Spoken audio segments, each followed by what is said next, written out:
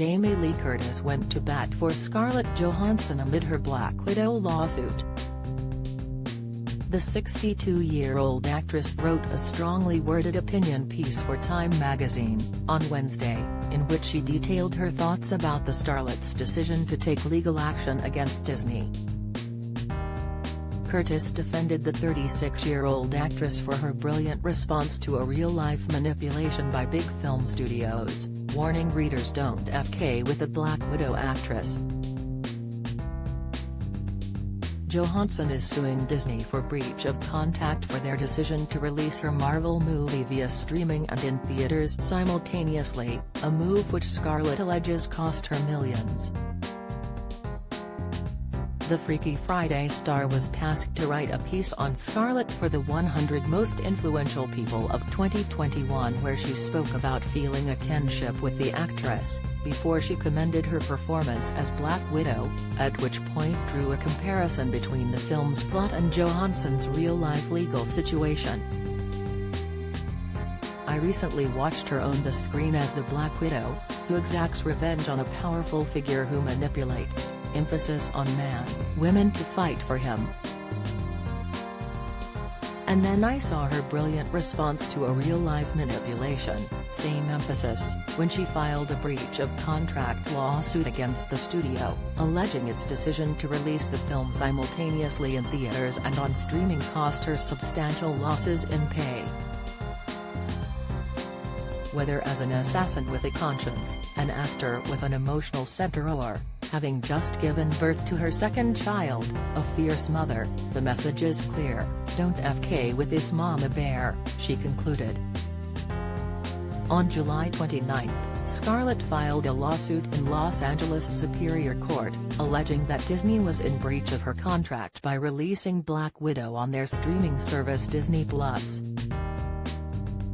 The film was released simultaneously on the service and in theaters, and she alleged in the suit that as her salary was meant to be based on the film's box office numbers, her contract should have been renegotiated to account for revenue from streaming.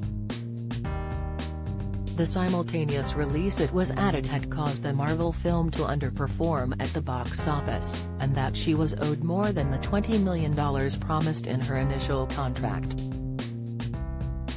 The film brought in $80 million in its North America theatrical opening and $60 million globally on Disney+. It made $367 million worldwide at the box office and an additional $125 million in streaming. Disney responded to the lawsuit saying, "There is no merit whatsoever to this filing," and that the simultaneous release had significantly enhanced her compensation. The lawsuit is especially sad and distressing in its callous disregard for the horrific and prolonged global effects of the COVID-19 pandemic. Disney has fully complied with